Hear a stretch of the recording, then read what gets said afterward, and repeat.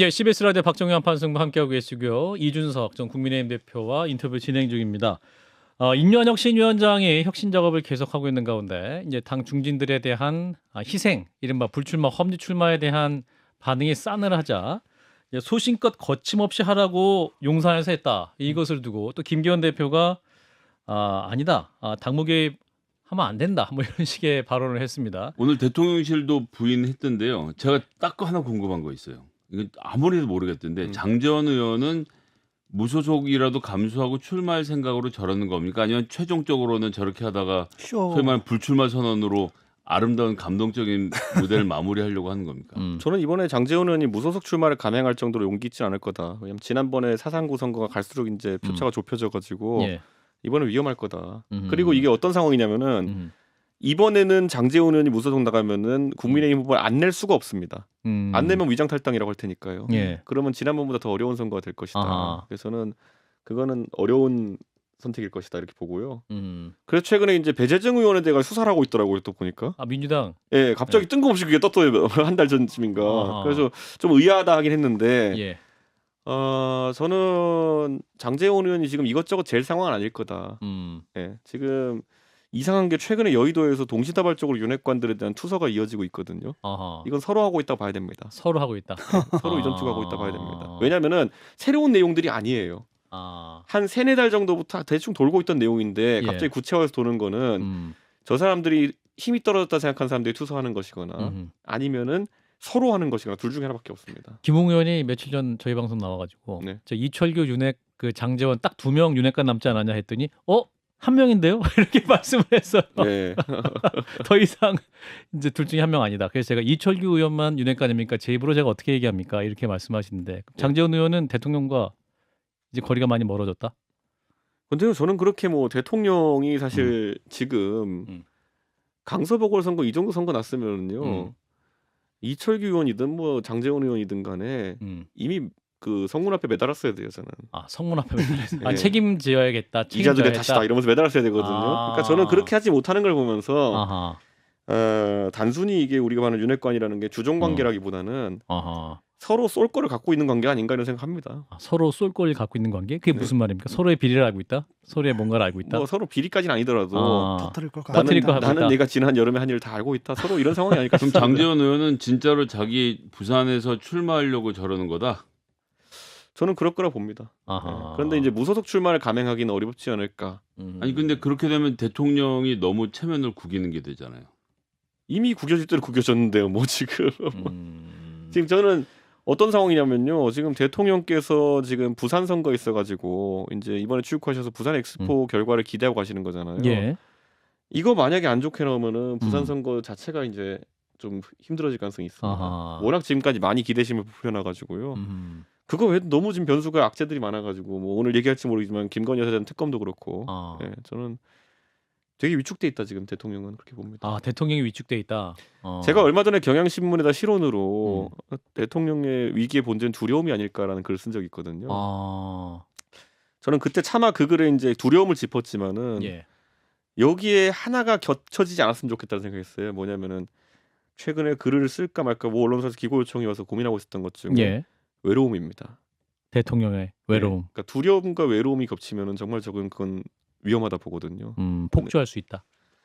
뭐 그렇게까지는 모르겠지만은 국가 원수는 정말 판단을 많이 내려야 되는 위치인데 그렇죠. 두려움 때문에 내리지 못하는 판단, 외로움 때문에 내리는 이상한 판단이 겹쳐지면은 위험하다 봅니다. 대통령 어떤 두려움일까요?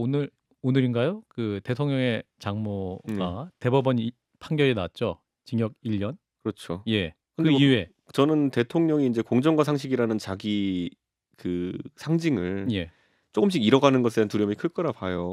예를 들어 아까 제가 살짝 언급했지만은 특검이 지금 민주당이 그 아픈 곳을 찌르고 들어오잖아요. 보통 12월 말에 이제 처리될 것이다 예상하고 있는데 저도 그렇게 될 거라 봅니다. 왜냐하면 김진표 의장님이 이제 의사 일정을 정하실 텐데 저는 무리하시진 않을 거라 보거든요. 땡기거나 이러지 않을 것 같은데 홍익표 원내대표가 그게 가장 아픈 지점인지 아니까 굳이 말하면 11월 중에도 처리 가능하다. 의장님이 도와주면 뭐 이런 식이거든요. 저는 앞으로 한 달 동안 굉장히 그런 두려움이 여당 언저리에 돌 것이다 이렇게 봅니다. 아니 뭐 거부권 행사하면 그만이잖아요. 힘들지. 거부권 행사하기 힘들다. 거부권 행사하면은 자기가 쌓은 그나마 남은 상징 자본 다 날리고 그 상태에서 총선 치른다는 건 자살이라고. 아니 야당의 무리한 공세로 자살이다. 해서 거부권 행사를 자연스럽게 하지 않을까요? 근데 거부권을 하기에는 이런 거잖아요. 그 윤석열 대통령이 스타 검사로 가졌던 가장 멋진 지점이 뭐였냐면은 권력의 눈치를 보지 않고 요만한 사안에서 맨 위까지 수사를 올린다는 거거든요. 사람에게 충성하지 않고. 그러니까 최순실 씨가 돈을 받을 수는 있는데 예. 이걸 경제 공동체로 엮어서 맨 위까지 올려버리잖아요. 대통령까지. 이게 대통령의 통쾌한 지점이었고요. 스타 검사로서 많은 국민들이 야 저 사람은 진짜 발본색원 하는구나 이런 건데 최근에 약간 그 최상병 건으로 있을 때 그렇죠. 결국에는 이게 사단장에까지 올라가는 거 막아야 된다 때문에 지금 저런 박정훈 대령을 치고 이런 게 있는 거 아닙니까? 여기서 약간 흔들렸는데 아하. 적어도 친족의 문제에 대해 가지고 그런 대통령의 모습이 나오면은 박정훈 대령과는 차원이 다른 수준의 국민들의 실망감이 있을 거다. 저는 그런 생각을 합니다. 진 교수님 같은 맥락으로. 그렇죠. 그리고 저는 솔직히 그 특검에서 나올 건 별로 없다고 생각하거든요. 그렇기 때문에 그냥 받아버릴 수도 있다. 특검을 받아버릴 수도 있다. 아하. 자, 김기현 대표 얘기를 잠깐 해보죠. 인류한혁신위원장과 갈등이 있는데 관련 영상 듣고 좀 이어가겠습니다. 혁신위원회가 제안하는 여러 가지 발전적 대안에 대해서는 말씀드린 것처럼 존중하고 그것이 공식 기구를 통해서 잘 논의되도록 그렇게 절차가 진행 중에 있습니다. 다만 당무에 개입하지 않고 있는 대통령을 당내 문제와 관련돼서 언급하는 것은 바람직하지 않다고 생각합니다. 예, 그러니까 저 말씀은 이제 인류한혁신위원장이 용산에서 신호가 왔다. 소신껏 마음껏 해라라고 왔다. 그 워딩 이후에 또 이제 반론 성격으로 나왔는데 속보로 내일 오전 9시 30분에 인류한혁신위원장과 김기현 대표가 양자회동을 한다는 속보가 들어와요. 두 분이 만나면 뭔가 좀 풀릴 수 있을까요? 아니 그 전에 같이 포함해서 질문인데 아까 전에 언뜻 말씀하시길 인류한혁신위원장을 김기현 대표가 데리고 왔다 이렇게 하셨잖아요. 영입한 사람이 누굽니까? 그걸 포함해서 답을 좀 해주세요. 알려진 여러 설이 있는데요. 예. 가장 최근에 유력해지는 설은 4명을 추천했는데 그 중에 4명을 시도했는데 그 중에 이제 마지막으로 인류한 위원장이 김기현 대표 픽으로 됐다라는 얘기가 있어요. 그런데 뭐 그거는 끝까지 확인 안 될 테고요. 예. 그러니까 저는 그렇게 들었고 또 봐야 될 거는 지금 결국엔 김기현 대표가 당무 개입하지 말라는 거거든요. 근데 세상에 당무 개입으로 당선된 분이 당무 개입하지 말라 그러는 게 얼마나 소구력이 있는 메시지겠습니까?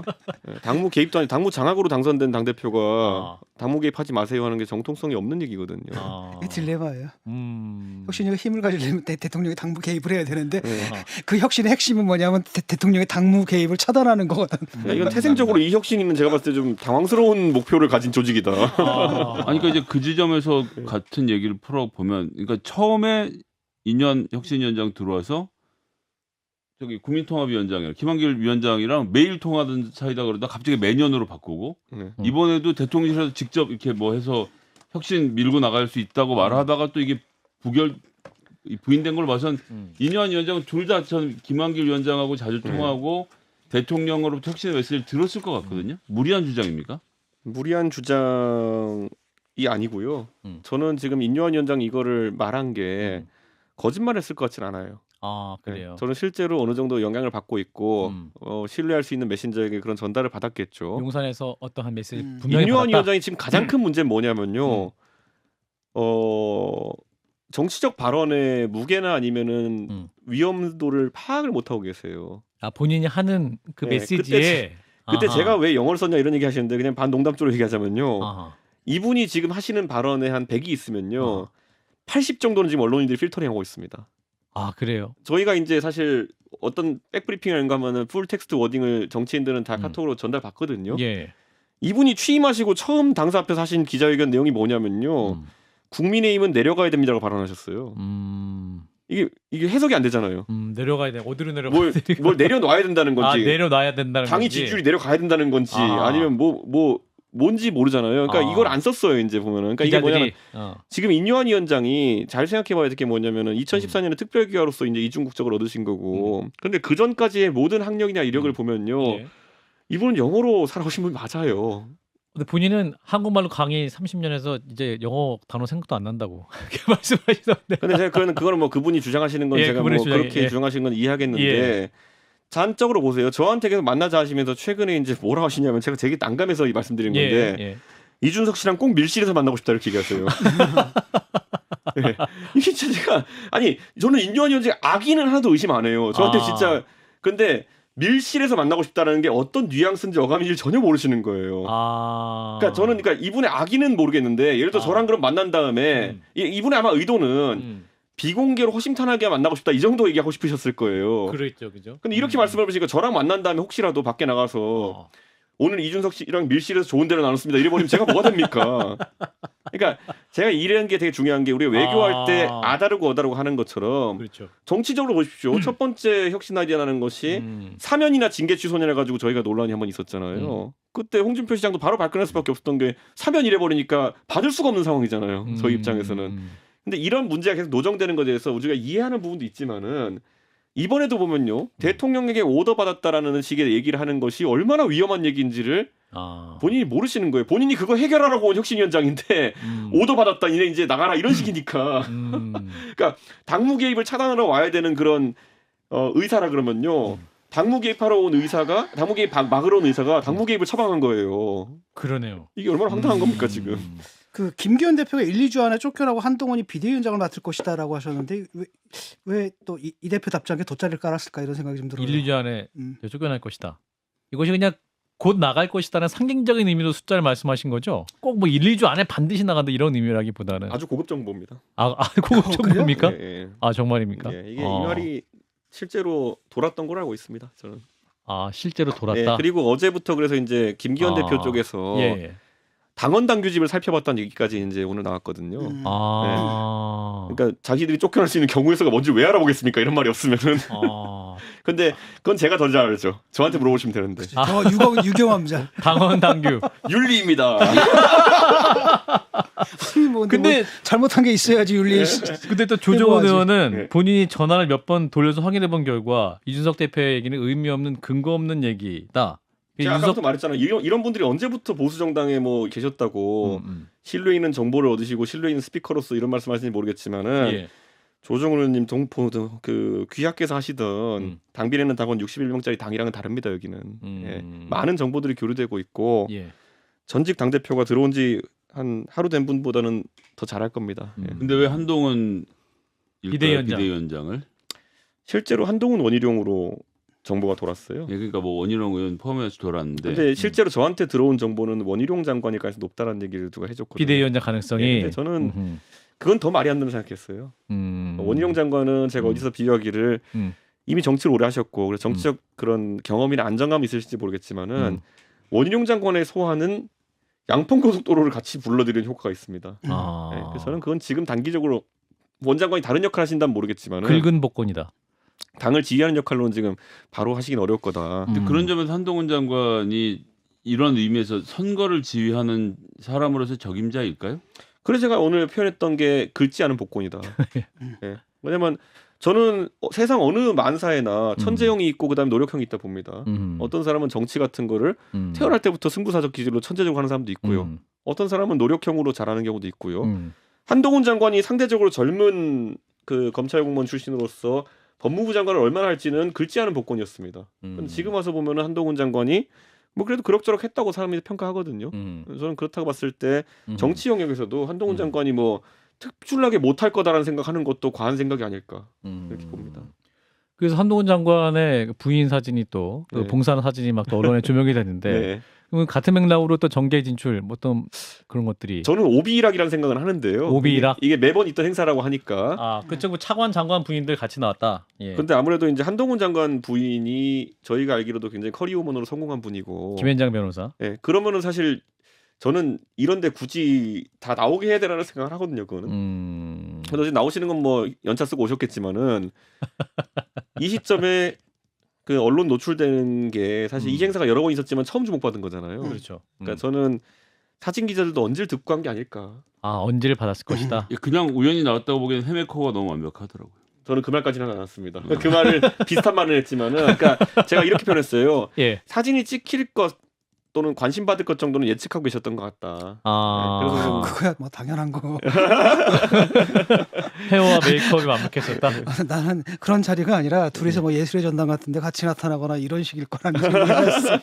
그래서 스타일이. 진 교수님의 분석은 이거 한동훈 장관 스타일 아니다. 만약에 진짜였다면 좀 더 세련되게 했을 것이다. 이렇게 어떻게 말씀하시는데. 저는 이 생각은 해요. 그러니까 우리가 김건희 여사의 이미지 형성을 잘 생각해 보면요. 예. 김건희 여사가 저는 첫 사진이 우리한테 기억나는 게 뭐냐면은 윤석열 검찰총장 임명될 때 그때 까만색 옷에 이렇게 입고 머리 양갈래로 해가지고 문재인 대통령과 함께 찍힌 사진이거든요. 맞아요. 근데 저는 어떤 정치적인 인물이든지 간에 첫 사진의 임팩트는 크다 봅니다. 아하. 그건 저는 한동훈 장관 아까 진 교수님 말씀처럼 뭐 굳이 그 커플에게 어울리는 이미지라면 음악회 같은 데서 먼저 찍히지 않을까 했는데 봉사활동하는 사진을 먼저 찍혔다는 거는 우연의 일치라면 너무 좋은 선택입니다. 아 그래요. 보수에 속어하기엔 가장 좋은. 저는 그래서 이번에 한동훈 장관 부인의 첫 사진으로 형성된 이미지는 상당히 대중적으로 괜찮을 거다. 왜냐하면 뭘 다른 거 헤어 메이크업 모르겠지만 어쨌든 봉사하는 사진이잖아요. 근데 김건희 여사는 그게 약간 처음에 아쉬운 부분이 있다는 얘기도 많이 들었어요. 처음에. 그렇군요. 그러니까 그렇게 그 사진이 이슈화될지 모르는 상황 속에서 첫 사진이 이렇게 나가버린 것. 그렇군요. 자, 대표님을 보내드릴 시간이 10초 남았습니다. 자, 대표님 마지막 질문. 신당 창당 가능성 오늘 몇 %? 한 60 정도, 61 정도 되지 않을까요? 61. 네, 어제에 이어서 61% 늘었다. 박찬호 넘버가 왔네요. 알겠습니다. 자, 오늘 여기까지 듣겠습니다. 여의도 재건축 조합도 많이 사랑해 주시고 유튜브 좋아요, 구독, 알림 설정까지 해주십시오. 자, 이준석 전 국민의힘 대표였습니다. 고맙습니다. 네, 감사합니다.